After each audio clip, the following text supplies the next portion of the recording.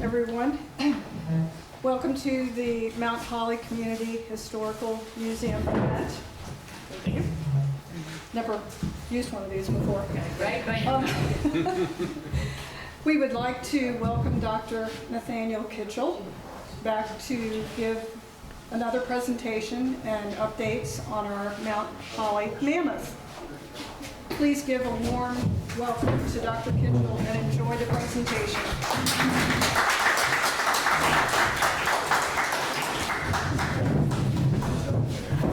Yeah, you don't have to. Yeah, sure. Hello. All right, well, I'm going to try to project. I tend to walk around a lot as I talk, maybe gesticulate wildly here and there, and I'll maybe even try to point things on the screen, which won't work. Unfortunately, my pointer's battery is long since dead. Thank you, COVID. I haven't used it in a long time. I really appreciate you having me back here, and I really appreciate you sharing your hospitality and the really delicious dinner. I'm hopeful that it doesn't make me too tired, doesn't befuddle me too much, and I get up here and just start talking gibberish. But it's really wonderful. I'm really happy to be back. I was talking to some folks, and I think the last time I was here was the fall of 2019. And if you're keeping your timeline straight, soon after that, things went awfully sideways, as we all know, and we're now emerging from that. So I think that perhaps one of the last public talks I gave was here in Mount Holly, talking about some of the first peoples here in northern New England, the ancestors of modern day indigenous populations, the Abenaki and others. And after that, I'm not sure that I gave another talk. And this is, in fact, the first time I've given a public talk since COVID. So, it's really good to be back. And it's really nice to have Mount Holly as a bookend to that not great event. My purpose here tonight, I know some of you were here for my first talk, and I know many of you were not. My purpose here tonight is to talk about the results I had on the radiocarbon date and stable isotope analysis of a rib that's attributed to the Mount Holly Mammoth. Place those results within a history of the discussion of human megafaunal interactions here in North America broadly, and then zero in on New England and place the Mount Holly Mammoth and the results that I will talk about tonight in that broader discussion and what it might mean for our understanding of humans and megafauna and changing environments here in the Northeast at the end of the last ice age. So with that, I'll get started with a little background. So I'm sure many of you are familiar with, northern New England, or New England in general, is a land that was absolutely shaped by ice. You can see it in the shapes of the mountains. You can see it in the lake bottoms in the Connecticut River Valley and over in the Champlain Valley. So at some point, about 18,000 years ago, maybe a little longer ago than that, glacial ice extended as far south as what's now Long Island. I'm sure many of you know that. In fact, if you go into Central Park, you can actually see the scars in that bedrock, carved into the bedrock in Central Park by the glacier. Here, right here, in northern Vermont, the ice might have been as much as a mile thick. Certainly, the glacial ice was thick enough to cover the summit of Mount Washington, although it didn't necessarily scour it completely clean. But in many other areas, glacial ice removed perhaps many meters of bedrock. Right? And as you might imagine, that would have obliterated any fossil or any terrestrial fossils that weren't embedded within that rock. So anything that was encased in mud prior to the advance of those ice sheets was gone, pushed out into the Atlantic Ocean by a giant ice bulldozer. After about 18,000 years ago, that ice begins to retreat in a stepwise fashion. Here in the southern Connecticut River Valley, the summits of the mountains might have been ice-free by, say, 15,000 years ago. Gradually moving north, there was a glacial re-advance around Littleton, St. Johnsbury at, I think, about 13,700 years ago.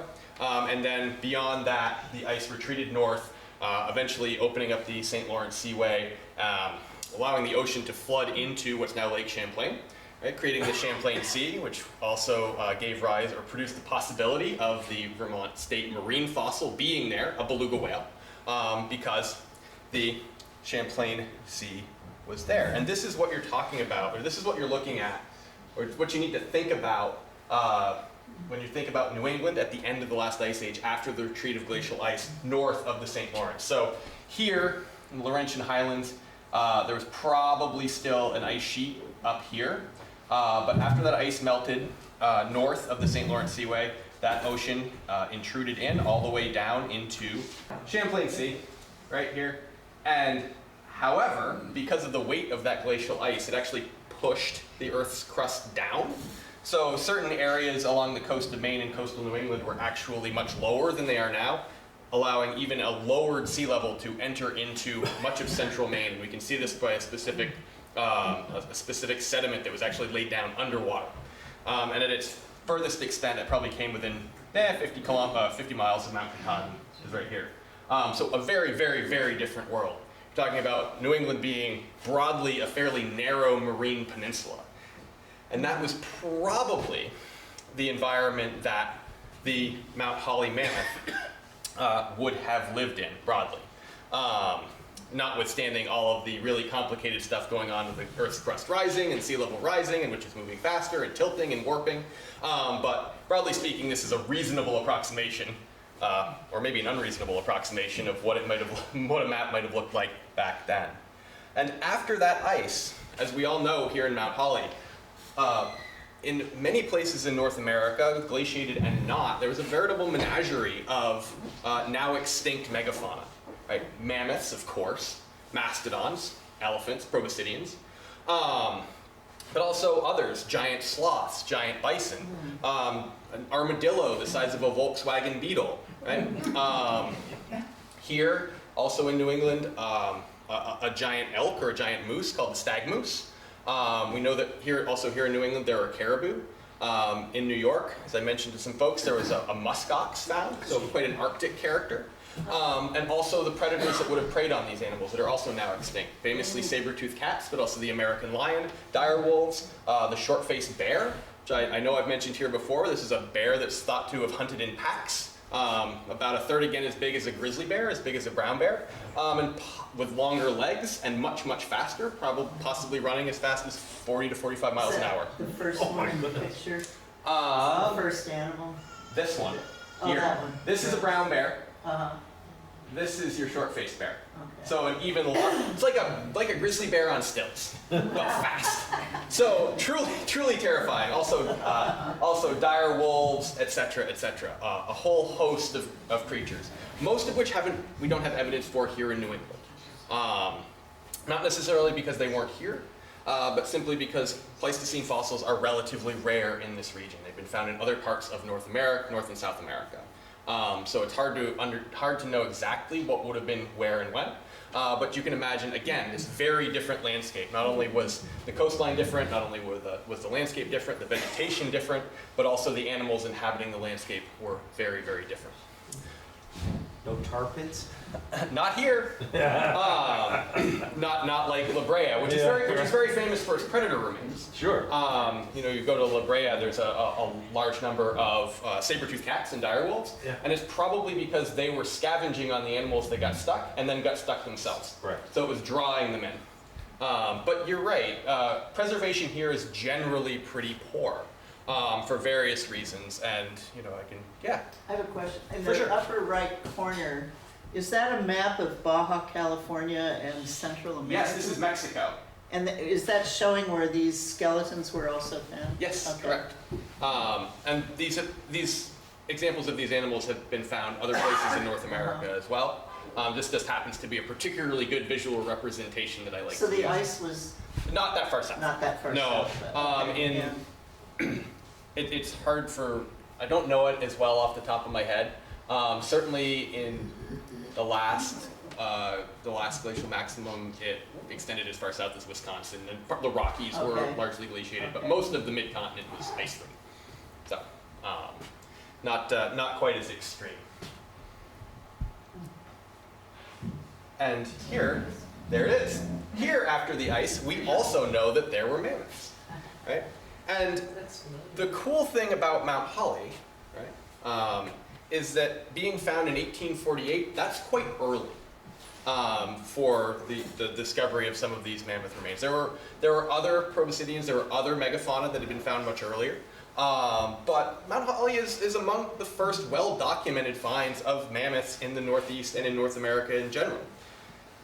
And the cool thing about this is, right, being an extinct animal, right, it serves as an index fossil, a marker of time. So we know, even though we didn't know exactly when the mammoth lived here, we know that they don't any longer, and that actually was used by geologists to mark the end of a geologic period, the Pleistocene, the Ice Age, right? So that being the case, even though it was a marker, no one really knew just when the Pleistocene was, right? Knew it was probably long ago, but was long ago 4,000 years ago? Was long ago 100,000 years ago? Right? Because in 1848, there was no radiocarbon dating. Right? There was no way to know just how old this animal was in years. Right? So it was marking an epoch of extinct animals, but not necessarily telling us when. Now, these extinct animals are also interesting to me as an archaeologist, right? Because they almost immediately became part of a fairly contentious and acrimonious debate as to whether the first humans, the first indigenous peoples in North America, overlapped with these animals or not. It's can go into the history of that, but there were various racist reasons why people wanted to argue that indigenous folks hadn't been here that long. But there were other folks who were arguing, no, the antiquity of humans in North America, or in the Americas, was quite old and certainly would have overlapped with these animals. Right? And that debate raged for decades and decades and decades. And in fact, wouldn't really be settled until a find in New Mexico that some of you may be familiar with. Folsom, New Mexico. And that was this. A very famous photo. It shows up in almost every intro to archaeology class or intro to North American archaeology class. And what this is a fluted projectile point. They're called that because there's this channel up the middle of that point, which is a very sophisticated technology. It's very, very difficult to make if you're a stone worker. Really, really, really hard to do. And also very distinctive. We now know that folks made them about one time, at one time period here in North America, never again, and nowhere else in the world really. And what's very important about this point is it is found between the ribs of Bison antiquus, an extinct species of bison. So it was this find that finally and unequivocally put humans and now extinct animals, extinct megafauna, together on the landscape in North America. And about how many years ago? Was the find? The animal and the human were together about how many thousands of years ago? They still didn't know. This became widely known in the 20s and 30s. Still no radiocarbon dating. Okay. Subsequent finds, also in New Mexico at Blackwater Draw, actually put humans and elephants together, humans and mammoths together. Oh. But again, didn't know when. Okay. It was still too early. But the point that, I didn't mean to do that, but it's hard to, I'm guilty. The projectile points that were found in both of these instances were these very distinctive fluted forms. That first one was called a Folsom Point after the site of Folsom, New Mexico, or the town of Folsom, New Mexico. These are the style of points that were found with the mammoth, also at Blackwater Draw in New Mexico, named after the town of Clovis, New Mexico, even though it's not necessarily that close. They are somewhat less fluted, but still you can see this distinctive channel. And also, quite clearly, these are works of art, right? Yeah. You can see they're beautiful. These are not from Folsom. These are from the Drake Cache in Colorado. Also potentially associated with an elephant, but very finely crafted, beautiful materials, very sophisticated technology. And the cool thing is, we have variants of those here in the Northeast as well. Sort of a riff on a similar theme, pretty distinctive raw materials, also very finely crafted, and again, with this very distinctive channel or flute removed from the middle of each point. Right? So a broadly similar form, also forming an index fossil, right? That these are very, very, very old points. And they had been found here as early as the 1800s. Again, though, we had to wait until 1949 to actually figure out just how old the Pleistocene was and the development of radiocarbon dating. So by a fellow by the name of Willard Libby, who worked on the Manhattan Project, sort of unsurprisingly working with radionucleotides, right, radioactive materials, at the University of Chicago, and won the Nobel Prize for Chemistry for his discovery that in the atmosphere, there's a form of radioactive carbon. We're all a little bit radioactive. And determined that half-life, Libby calculated the half-life, or the amount of time it takes for half of those atoms to decay into a stable form of carbon at 5,568 years. It's now been revised to 5,730 years. So the half-life of carbon-14 radiocarbon. And Willard Libby's idea, right, was to test this, was to actually look at things that you knew the absolute age of, right? So tree rings, right? And then coffins from objects that actually have a date inscribed on them. Right? You can imagine in Egyptian artifacts and so on and so on. And you can see that they plotted really, really nicely with that decay curve of that radiocarbon. So what we found when that was done, this opened the door to deep time. So it was finally at that point we could know that these bones, and consequently this point, because you can't date rock, you have to have been alive, you have to have been respirating, taking in that carbon. When you stop respirating, then it starts to decay. So rocks you can't date, which if you could, it would be really useful, but you can't. So that complicates things. But by association, this point was dated to about 12,400 years ago. Right? That being the Pleistocene. And when you started dating these early sites, and you started also dating these now extinct megafauna, you found a pretty interesting, although broad pattern. Right? These earliest archaeological sites that were well documented in North America seemed to correspond broadly with the last appearance of megafauna, the last appearance of mammoths, mastodons, sloths, etc., right around 12,900 years ago, thereabouts, 13,000 years ago. And that prompted some researchers to speculate that humans were involved in some capacity with the demise of those animals. Right? And that hypothesis was based on the idea of naive prey.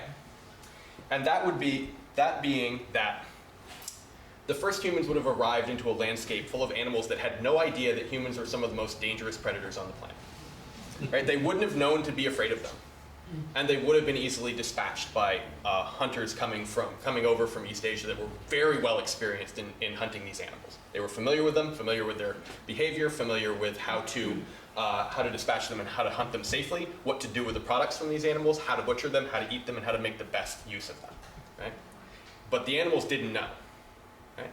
And that people would have moved very quickly through those animal populations, right? Moving rapidly across the continent, which would lead to the pattern of those projectile points being broadly similar in New Mexico, in California, in Washington State, all the way to here in New England. Right? So it conveniently explained these two patterns, the extinction of megafauna, the first appearance of people, and the very similar projectile point technology spread across the entire continent.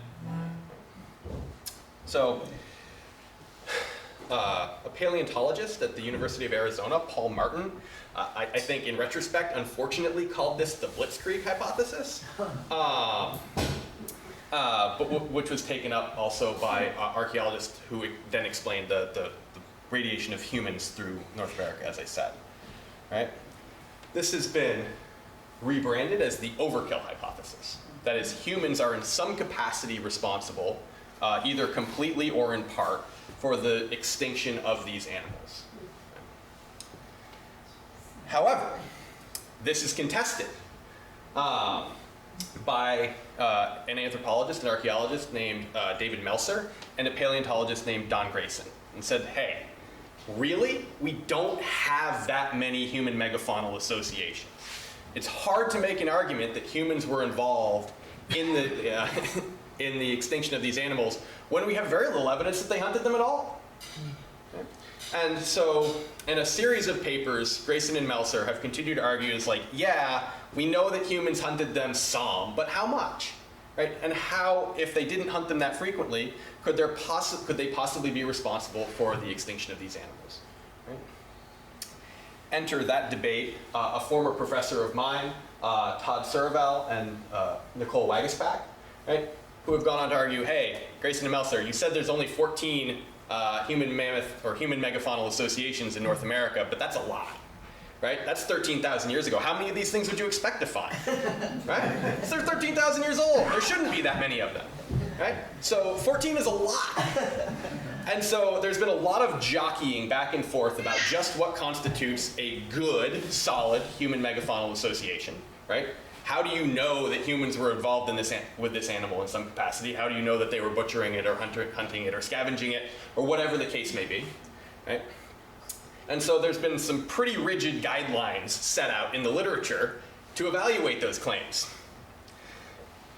Currently, if these particularly strict criteria are used, there are 16. So there's been a couple since that paper came out. How many elephants are 14? One of them is here in Wyoming. This is the Laprelle Mammoth site, which a friend of mine is working on right now. Super cool. And then another super interesting one here, down in Mexico, first Human Mammoth Association in Mexico, or at least really good one, El Fin del Mundo. Regardless, these are the accepted, at the very strict definition of Human Mammoth Associations. Not all researchers agree. They never do. That's why we publish papers and argue and print, and maybe at conferences or maybe over beers, because a lot of us are friends. We can argue and still be friends. But the point being is that this is a fairly intense discussion, and trying to understand in what constitutes a good, solid, unequivocal human mammoth association, if anything, or human megafaunal association, if such a thing could be said to exist, is really deeply contested. And that's the case here in the Northeast, although the scholarship is not as dense. This paper by Matt Boulanger and Lee Lyman, right, essentially argue that here in the Northeast, the radiocarbon dates for humans, good archaeological radiocarbon dates, and any megafauna, like on any remains, don't really overlap, right? And that humans and megafauna really couldn't have interacted in a meaningful way because they simply didn't overlap in time here, right? This is a sort of a shot across the bow to the overkill hypothesis. You can't have overkill if you don't have people and megafauna on the landscape at the same time. And arraying those range of radiocarbon dates, right here, red, megafauna, blue, people, as you can see, they don't really overlap as much. And this big peak here is actually not elephants. It's a lot of stag moose, or that now extinct moose or elk-like creature. Elephants seem to peter out somewhere just around 14,000 years ago. There's not a lot of radiocarbon dates post-dating 14,000 years ago here in the Northeast. So it's important if you can get more radiocarbon dates for these animals. So that's why it was pretty important to be able to return to the gelatinous muck of Mount Holly, which is how at least one author has described the deposits that the elephant remains were found in. Right? It was probably what's known as a gyita. Right? It's just it's just macerated plant material, so it's like jello, mostly water. Probably smells really bad. But the point being is, radiocarbon dates are rare on megafauna here in the Northeast, so the Mount Holly Mammoth presents a really cool opportunity to get a few more. At least it could. Now, the last time I was here, one of the last times I was here, in fact, I think the first time we were visited to talk about the mammoth getting radiocarbon dates, and Robert Faranek of the New York State Museum actually took a sample of the tusk to try to get a date. And unfortunately, that date failed because the tusk didn't have enough collagen, right, or organic carbon in the tusk to get an accurate date. So that was a bit of a disappointment. But there were other bones that had been found. And whilst the tusk is here at Mount Holly after sort of a circuitous trip from here to Harvard, back to the museum, the Perkins Museum, the Geology Museum at the University of Vermont, and now on permanent loan to Mount Holly Museum. Those other remains also went to Harvard, and then were transferred to the American Museum of Natural History in New York, where then some 70 years later were transferred back to Harvard. And in the meantime, they seem to have become mixed with the bones of other elephants. So they are now associated with remains of mastodon, right, which was not documented during the original excavation of the Mount Holly Mammoth. Right? So that complicates things. You don't necessarily want to radiocarbon date something that you don't know what it is nor where it's from. And it doesn't tell you much. It's just a disembodied date floating out there. We're like, well, it's another date for an elephant, but we actually have kind of a lot of those for some areas and less so for here in New England. Right? So enter an unexpected discovery. It is this. I was in the off-site storage facility at the Hood Museum at Dartmouth College, looking at a small collection of Native American artifacts that have been donated by alumni and other folks to the museum, just to try to make sense of what was in those collections and what research value they might have, and how to move forward. And as I was moving through those storage shelves, this caught my eye amongst the New England collections. Right? Because it's way too big, it doesn't belong in New England. Right? It was a brown bone, looked quite old. I was like, I better check that out. And what was affixed to it but this tag here and this tag here. And I know it's very small. This one reads, rib of fossil elephant, E. primigenius. It's an old name for Elephas primigenius, which would now be Mammuthus primigenius. Or, not Mammuthus. Anyway, Elephas primigenius. It's an elephant. Mount Holly, Rutland Railroad cut, donated by W.A. Bacon, Esquire. Wow. All right, well that's interesting, and that was right after I gave him a talk here. So that was fortuitous. So I was like, that's very interesting. After having looked into those remains of like, ooh, bummer, radiocarbon dates are gonna be hard to come by. Wait, what's this? So this tag also says pretty much the same thing, Elephas primigenius, Mount Holly, Vermont, railroad cut. William A. Bacon, alive in Ludlow in 1853 or something like that, right? So, or 1852. So William A. Bacon was alive in Ludlow, easily found a record of he was, in 1852, he was living in Ludlow, publishing a weekly called The Blotter, right? So publishing a paper. However, after some of the publicity of the find came out, actually was contacted by somebody who was very interested in genealogical research, looked into William A. Bacon, and actually found that he was probably working as a surveyor on the Burlington to Rutland Railroad during the time that the remains were encountered. So he would have been right there when they were coming out of that gelatinous muck. Which is cool, because then that explains how William A. Bacon may have gotten a hold of this bone, which we now know is a proximal rib fragment. Okay. So here's a 3D scan of that rib. It's about 30 centimeters long. Quite an unexpected discovery. And now knowing, having been here to Mount Holly, right, the importance of these remains, my colleague Jeremy De Silva, also at the Department of Anthropology at Dartmouth College, and I decided to submit a sample of this rib for radiocarbon dating. Because bones actually often more frequently contain more collagen than tusks. Tusks are teeth, and they don't actually contain that much biological material. So we submitted a small sample, around 1 gram. It's about the size of a thumbnail or something, about the size of a dime.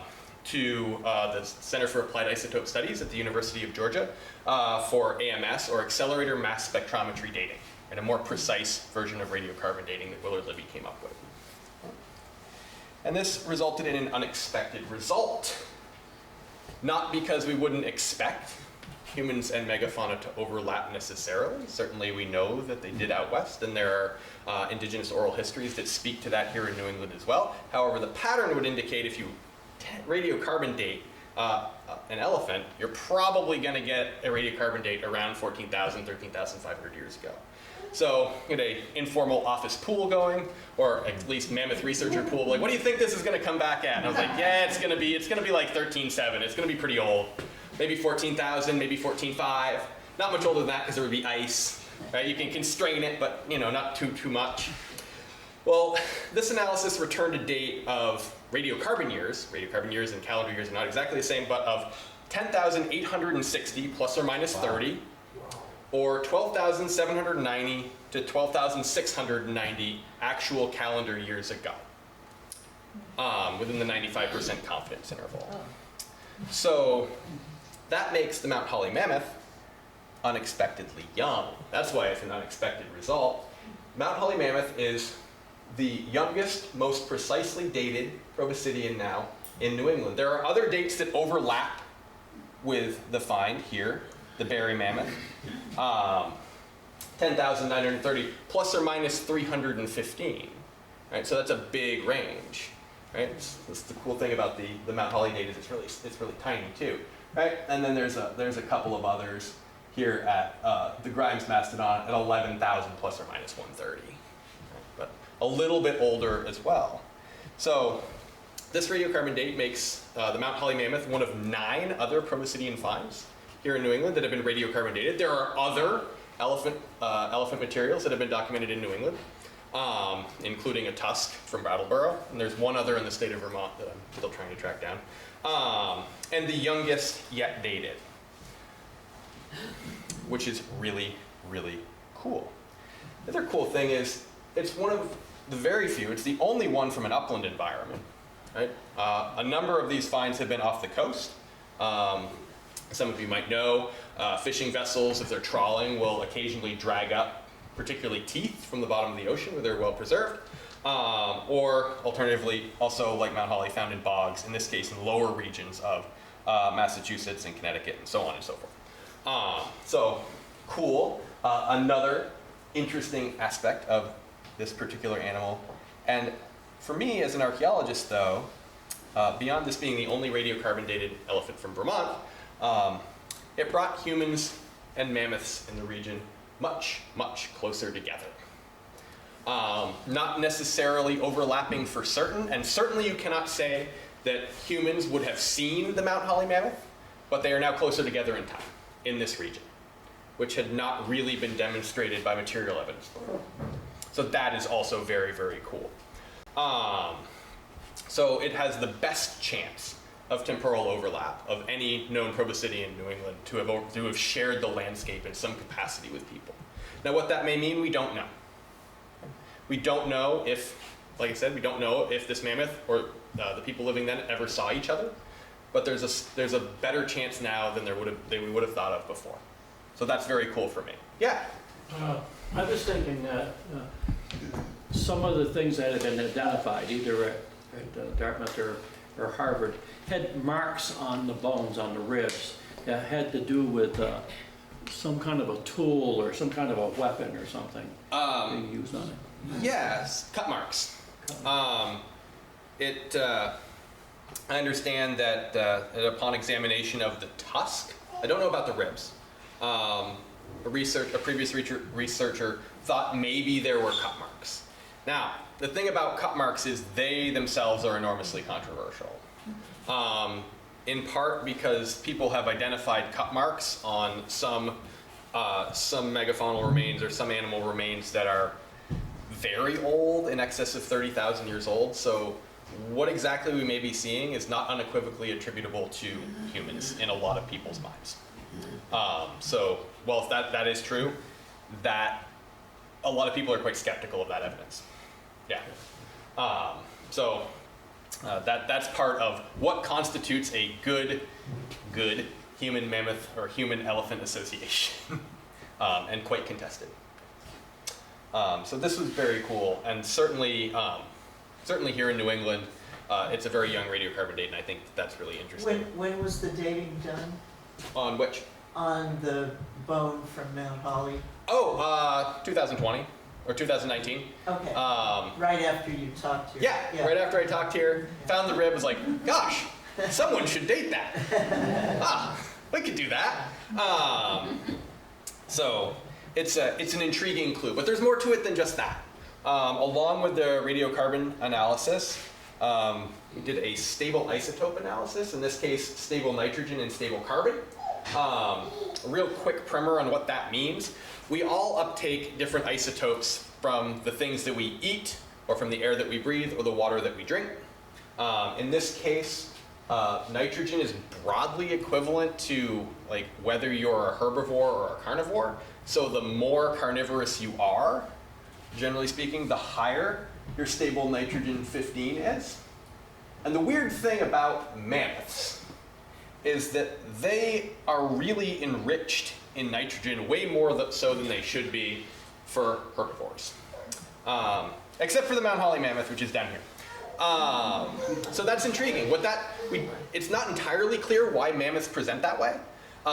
Probably a dietary choice that they're choosing to eat things that enrich them in stable nitrogen 15. But the Mount Holly Mammoth actually plots down here closer to mastodons, which for some reason are relatively reduced in N15. So they're eating different things. As to what that means, it's pretty hard to say, but probably that it was having to eat things that mammoths didn't previously eat. So what was also happening around 12,900 years ago is that climate was beginning to change. We were coming out of the Ice Age. And so probably at that time, you're looking at landscape changes, vegetation changes, and the things that would have been available for these animals to eat would also have been changing. So you're talking about the Mount Holly Mammoth also being potentially indicative of some sort of vegetation or landscape change, which is quite cool as well.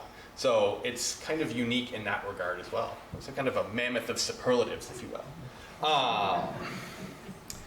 So these are the results. I think they're really cool, but they're also just a start.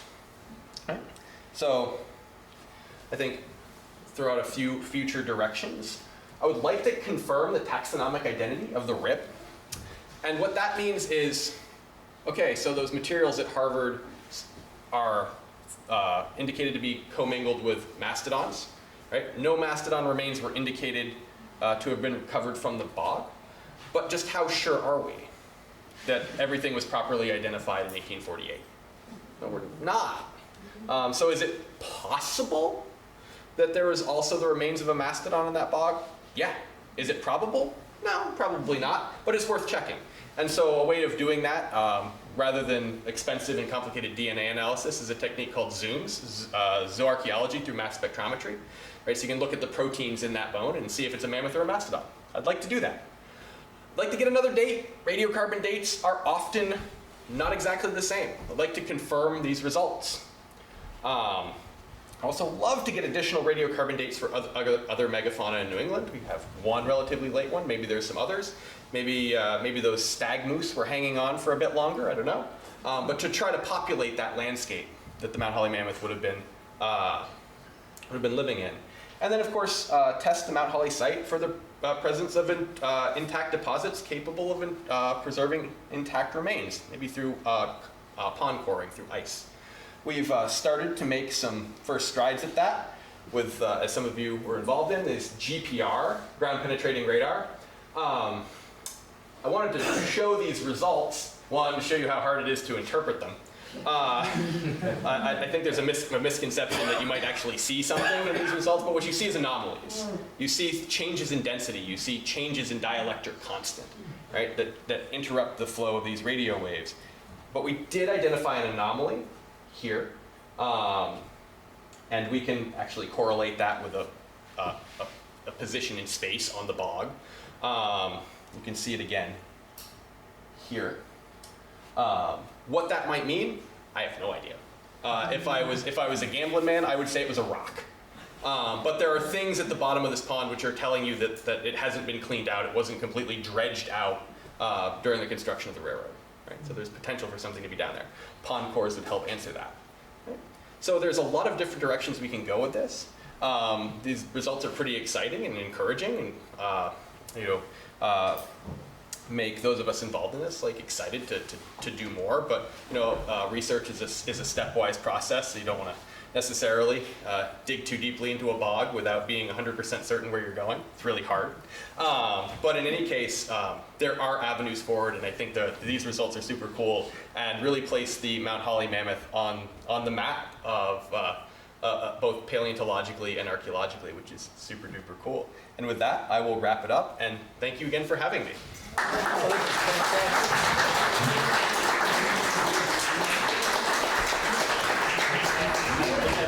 Yeah. So now that the Hood Museum at Dartmouth has the William Bacon piece from Mount Holly. Yeah.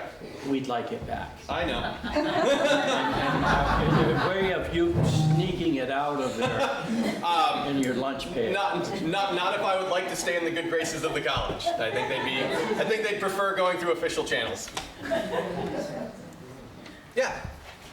You mentioned, I was fascinated by your talk, and you mentioned that the overkill hypothesis was controversial. You could get swinging both ways. Yeah. If not human overkill, what else might have accounted for the change in the megafauna? Climate change. Climate. Yep.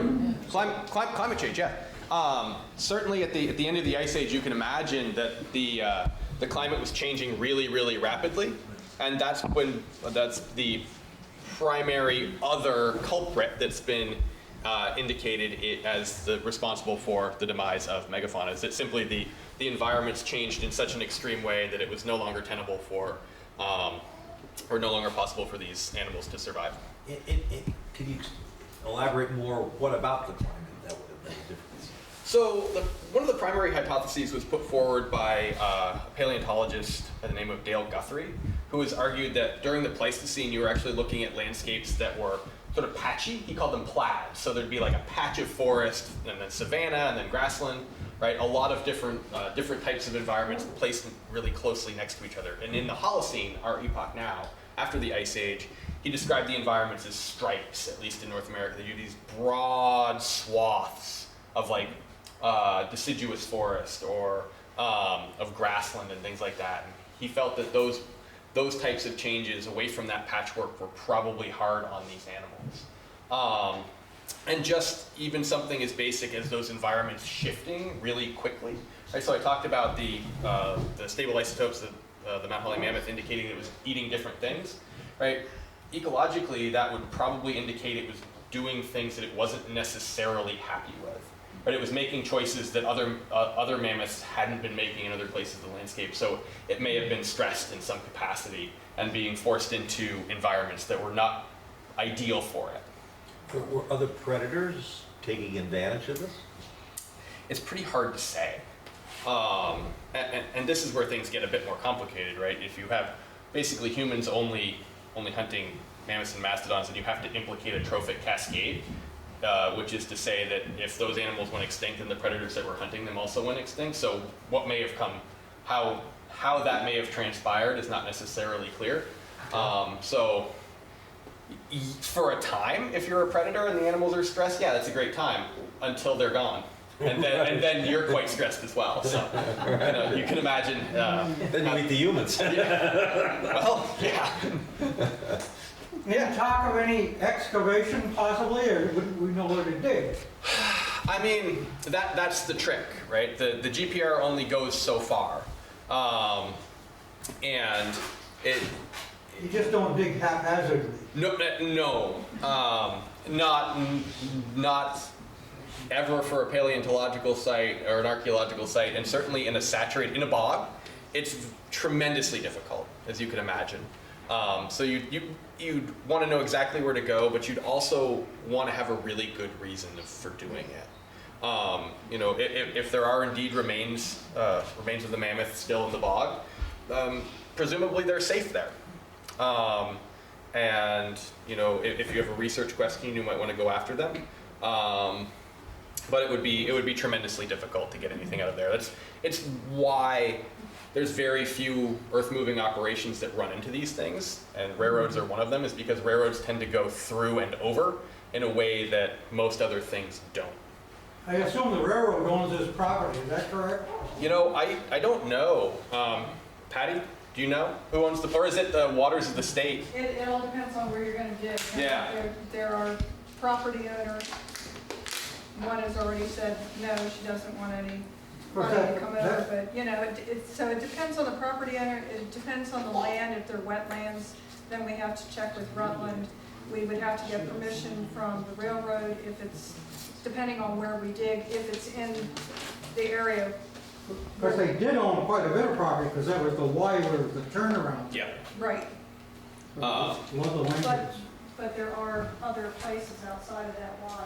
Yeah. And certainly like a saturated environment, a wetland environment is one of the last places. It is a bog. It's a bog, and and for the very reason that those remains were preserved in that oxygen-free environment, whereas they aren't often or aren't ever in the acidic forest soils that predominate in most parts of New England.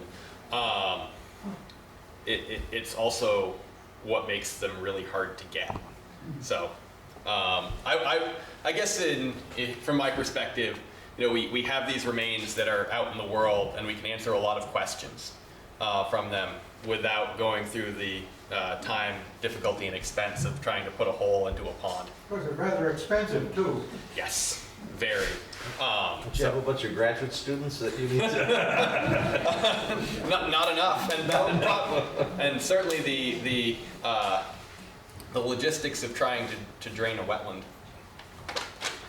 challenging. That would take 10 years for permits if you could get them. Yeah, yeah. If anybody was interested in letting you go, like I said, you'd really have to have a really good reason to want to go through that. Whereas, you know, for a lot of research questions, you can address them through the remains that are extant. Can you justify it? You know? Exactly.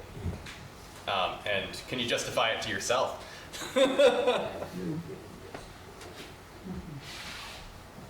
There, any other questions? Oh, yeah. Yeah. Okay, I'm not sure I'm even going to ask this correctly. However, obviously, 13,000 years ago, the Earth went through a major warming. We're going through something today with climate change and warming. Yeah. Is there anything we can learn there? Obviously, we didn't have fossil fuels. Right. And it warmed. Yeah. What can we learn there that might explain what is happening today? Or is this something that happens every 20,000, 30,000 years regardless? Well, what's your opinion? So I think the lesson to be learned there is what you can learn from the climate change at the end of the Pleistocene is that was pretty strongly associated with cyclical factors that you described, something that happens every 20 or 30,000 years based on a complicated confluence of solar output, precession of the equinoxes of the planet, so on and so forth, right? That we were scheduled, if you will, to come out. Tilt of the Earth. Yeah, the tilt of the Earth, precession of the equinox. Like we spin like a top a little bit, so the poles point in different directions, which fractionally. There's validity in that. There absolutely is. They're called Milankovitch cycles. But what we can learn from that is we're not supposed to be going through one of those right now. So you can actually track that, and what's happening now is quite conclusively not related to that. And so it tracks much better with other climate indicators, the primary one being the CO2 concentration in the atmosphere. So that's the lesson that you can draw. Is we know that these things happen cyclically and we can track them, and we're off schedule right now. So in terms of schedule, when would you anticipate without the factors now? You know, When would be warming? I honestly don't know off the top of my head, other than it be many thousands of years in the future. And in fact, if we were to follow past patterns, if we were on quote unquote schedule, we would be looking at going into potentially a strong cooling phase. So quite the opposite of what we're experiencing now. So we're this Holocene epoch that we find ourselves in that started 11,700 years ago, thereabouts, is in interglacial.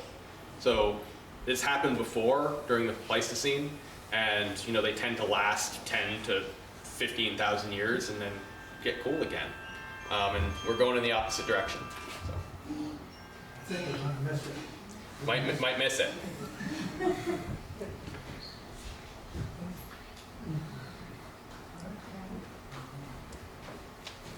Well, thank you again. Oh, wonderful. Thank you.